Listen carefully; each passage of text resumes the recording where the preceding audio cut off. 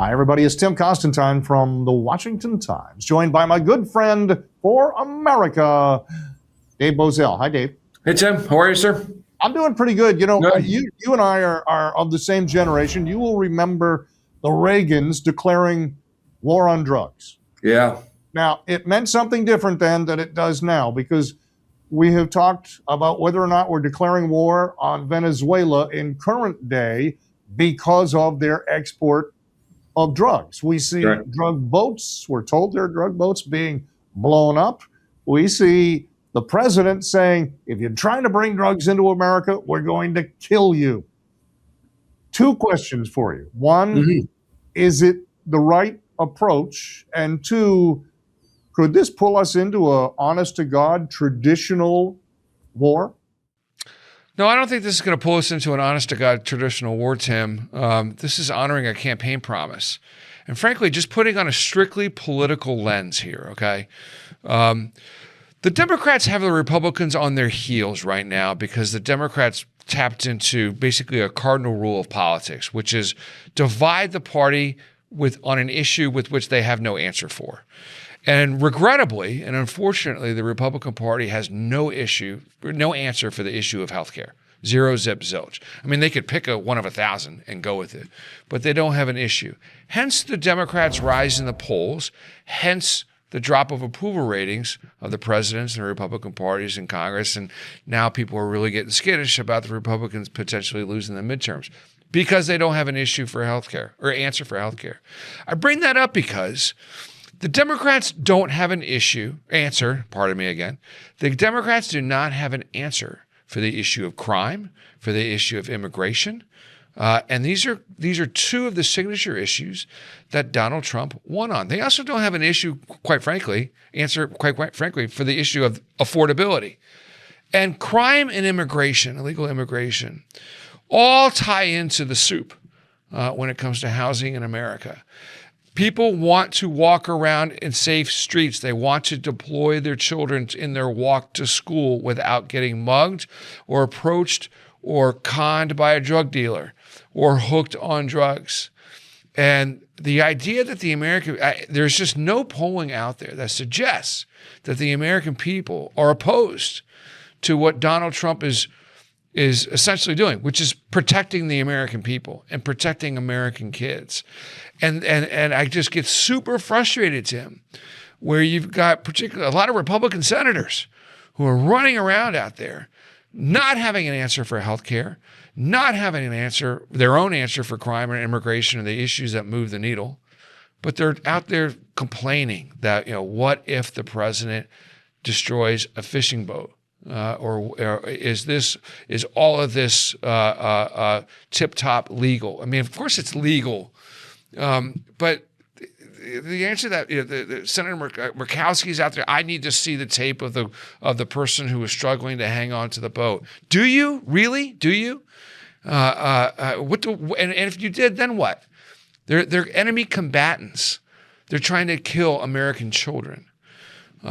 President Trump ran on the promise of eradicating this problem. So how about giving him some leeway to eradicate? You raise an interesting point in that the Democrats' goal here is to try to divide the supporters of the administration. And they're having some success. Yesterday, I was at a luncheon with a very conservative group. And I was sitting down with one of the leaders of the group. And there was an inkling of doubt in his mind on this issue. He was not opposed to fighting the drug lords. He was not opposed. But he said, gosh, I wish maybe just once they would capture one of these boats so we could see the evidence right on it. And I thought, this is one of the most conservative guys. He wasn't mad at Trump. He wasn't mad at the administration, but it was clear he wasn't sure whether he believed it or not. And I thought, that's from one of the strongest supporters.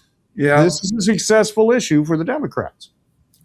Yeah, look, I would subscribe to that, sure. And the president and Secretary of War Hegseth should take that under advisement. Sure, if we can pull that off without harming and risking harm to American resources and lives, okay. That's probably it's good to remind people once again of the stakes and the dangers and the threats. Next question on the drugs is, should this war go elsewhere? Should they be doing the same thing with the cartels in Mexico? Because clearly that's where the majority of fentanyl coming into the United States is coming from. The cartels have been shut down somewhat with the immigration crackdown, but they're still trying. Yeah, they're still trying.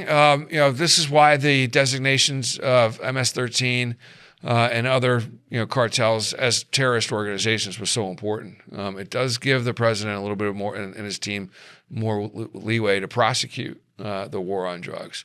It seems to me, though, Tim, that an important piece of this puzzle was the deal that he just made with Chairman Xi in China and preventing them from bringing fentanyl through Mexico. That seems to be an important success marker that the president has achieved and doesn't brag about enough. Now, I guess you have to probably wait a couple of weeks to see the fruits of the labor.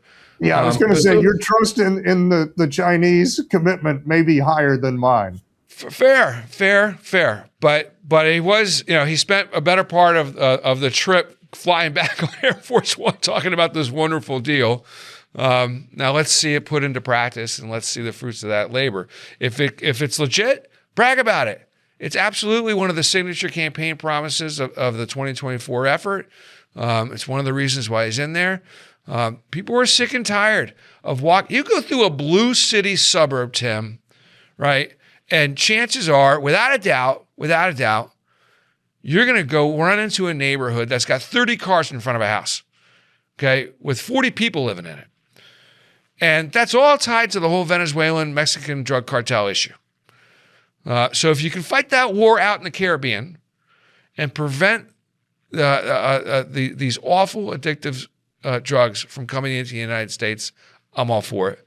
And I really wish the Republican Party would get back on board here. Final question, and that is, we started the conversation by saying in 1980s, that was 40 years ago, the 1980s, they declared a war on drugs. Statistically, it has not been a successful war. They haven't done that well. What's your confidence level that 2 years from now, after this effort from the Trump administration, that there will be a dip in the availability and the use of drugs in the United States? Hardcores, the fentanyls, cocaine, and subsequently crack. I would say very high. Those would be limited. Marijuana, people find a way, right? I mean, drug dealers, drug Go to the users. corner store nowadays. I know. And now, and a little birdie told me yesterday, Tim, that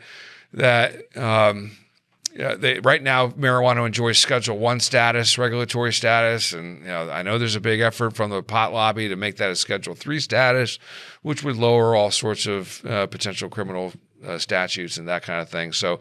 Not a huge fan of that, honestly. And look, I'm not a prude about this stuff, okay? It just representing ForAmerica and just speaking for myself here. I'm not a prude about this stuff, but I go to like a Saratoga racetrack, right? One of the most beautiful places in New York State. That's one of the best sporting events the country has to offer. And I've been going there for years, and it used to be booze and cigar smoke and horse betting, But now it's just everyone's getting high all the time, right? And it just smells awful. It smells like patchouli oil. And New York City smells like patchouli oil. So I really would like to see the administration, to the extent that they don't infringe on states' rights, crack down on the public usage of marijuana. I think we've gone too far. Like you, I am a prude about it. I don't think drug use is necessary by anybody, and I just would love to see it all go away. But, for America, he is Dave Bozell. I'm Tim Constantine. Thanks. We'll see you next time.